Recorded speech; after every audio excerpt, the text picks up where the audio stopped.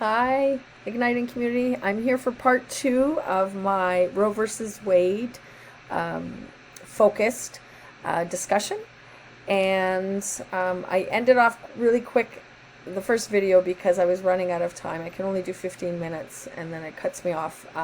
So I presented in the first talk some global patterns and what the World Health Organization feels about women's access to abortion.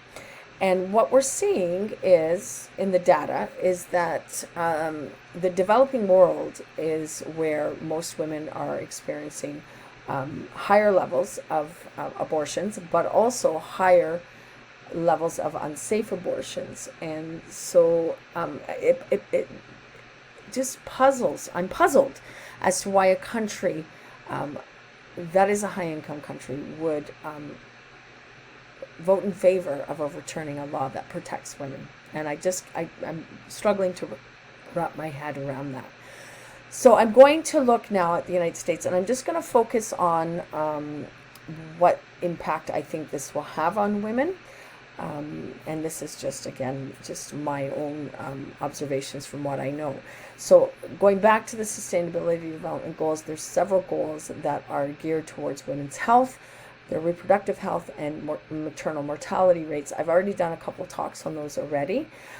So the goal should be to have women have access to not only contraception, but also abortion if they choose. And so the vote that occurred on June 24th, I'm going to come back to this one, on June 24th, 2022, was these 9 individuals deciding that at a vote of 5-4,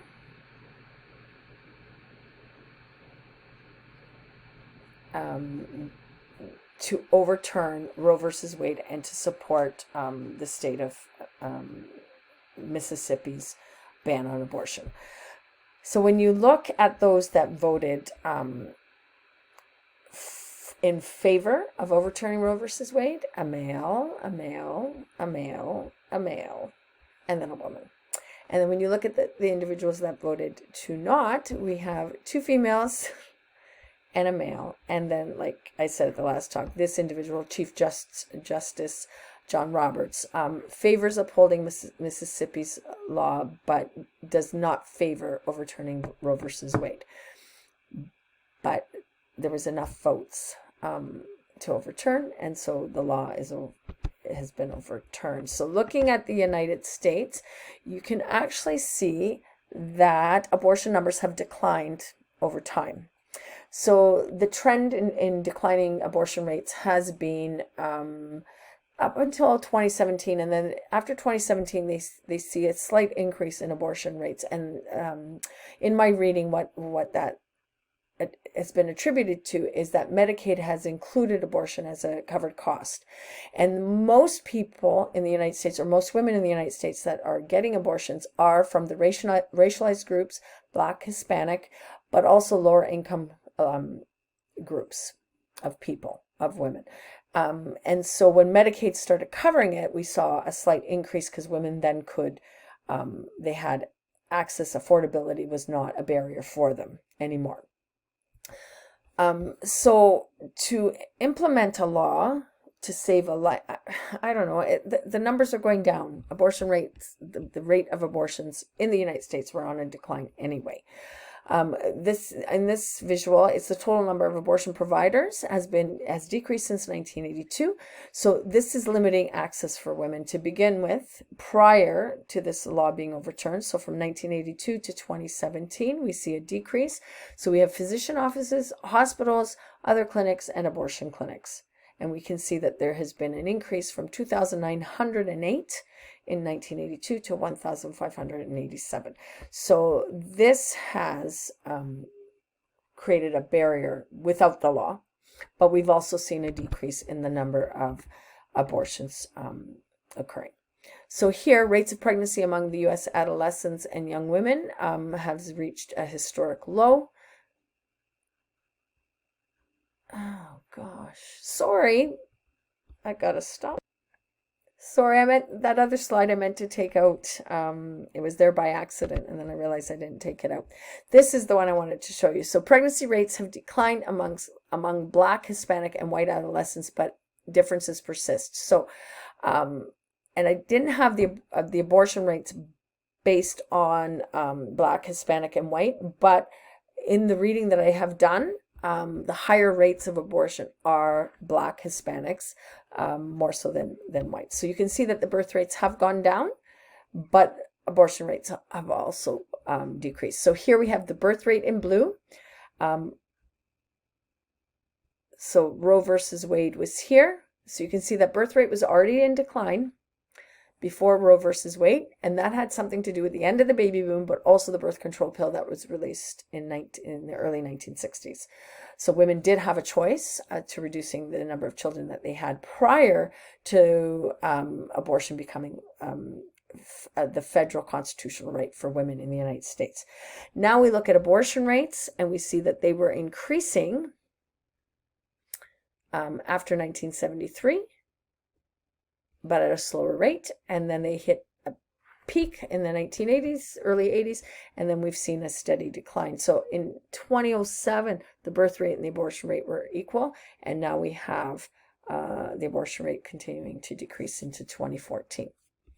So the argument that the birth rate was in decline as a result of abortion becoming legal is null. The data doesn't support it. Actually, women were deciding to end their pregnancies much earlier, right after, like I said, right after the baby boom and the introduction of the birth control pill. So now we're going to look at some maps. So here's abortion rates by state and a percentage change from 2014 to 2017. The majority of the states are in blue, which represent a decrease in abortions. There's a few. Wyoming had the largest increase, over 20%. But we have Minnesota, Illinois, Georgia, all with increases. Remember Wisconsin. Sorry, I was trying to think about what WI was, and it was that's Wisconsin. And so the majority, no change in New Mexico, but the majority of the states have actually seen a decrease. Abortion clinic accessibility in the United States. So here we have the percentage of counties without a clinic. So most of the counties, and the percentage of women in the counties with no clinic. So access has been an issue for women in 2017. And so overturning, it's already been difficult for women to get abortions, and now this law has put another barrier. And we know, as the World Health Organization has stated, the more barriers, women will tend to go the unsafe route. Abortion clinics by state, percentage change. So decrease in clinics, you can see the areas in green. No change are the states that are in gray, and then the pinks have actually seen an increase.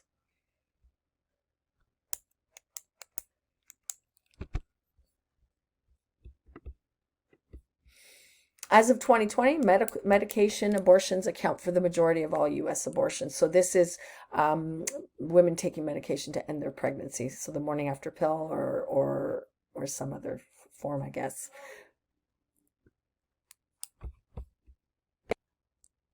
So that has actually been on the increase, where abortion rates are declining. Getting medication abortions have actually increased over time. Here in this map, where each state stands prior to the ruling or or the leak. States where overturning Roe versus Wade triggered bans, which means the ones in red means the minute they overturn it, their laws that they had before, or the ones that they have on the books, will come into effect. States likely to ban or restrict abortions are the ones in the light pink, and then the ones in blue are states where it is legal. So women that live in Arkansas, for example, geographically, it's difficult for them to go to a state where abortion is legal. And so that puts a barrier.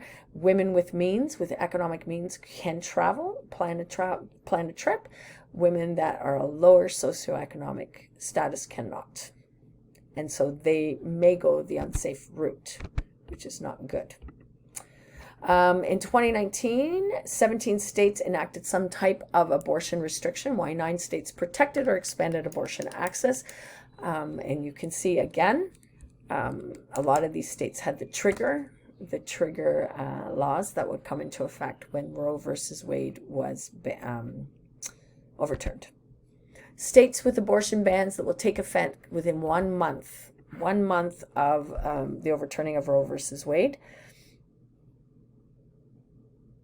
And they would ban most or all abortions.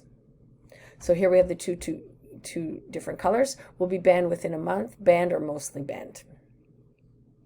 And again, women that are surrounded by states that will be banning abortions will be at further risk because they can't get to an area. Even though the states that have legal abortion are saying they're going to support women from other states, it's getting there and having the time to get there and the means to get there to have the abortion performed. These are states likely to ban abortion within weeks or months of the overruling.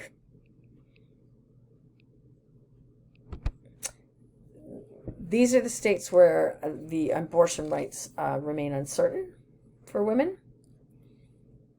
And finally, the states where abortion is legal and likely to be protected. So these would be the states, and many of them have already stated that they're going to support women that are from states where it's illegal or banned to get an abortion. But again, this puts women at risk. That how do they get there? Do they have the access? And if they cannot geographically, it's not reachable for them, they will opt for the unsafe version. And I would like to revisit this whole thing in a few years just to see. I will keep monitoring to see whether maternal mortality goes up, whether incidents of unsafe abortions go up, whether women are getting abortions in areas with untrained individuals like they were in the 60s. And I hope that's not the trend that we see, but I fear that is. So these are the 26 states that will definitely or probably ban abortion now that Roe versus Wade is overturned. This is the most recent. And if you look, there's so many states, more than half, that will ban abortion and put women at risk. And I think that's what this is for me, is that women's health will be put at risk, and all the gains that we've made in the developing world, we're going to see perhaps a regression in a developed country as women are looking to end pregnancies and perhaps looking to do that in unsafe environments. And that is my take on Roe versus Wade. I wish the outcome was different, just for women, for their health. I do hope that we don't see this trend going into in other countries as they take the lead from the U.S. I hope that's not what we see. The goal should be to protect women's health and to support women, not to make it more difficult for them. And on that note, I'm going to say bye for now. Take care. Be kind. The world really, really needs it right now. Have a good one.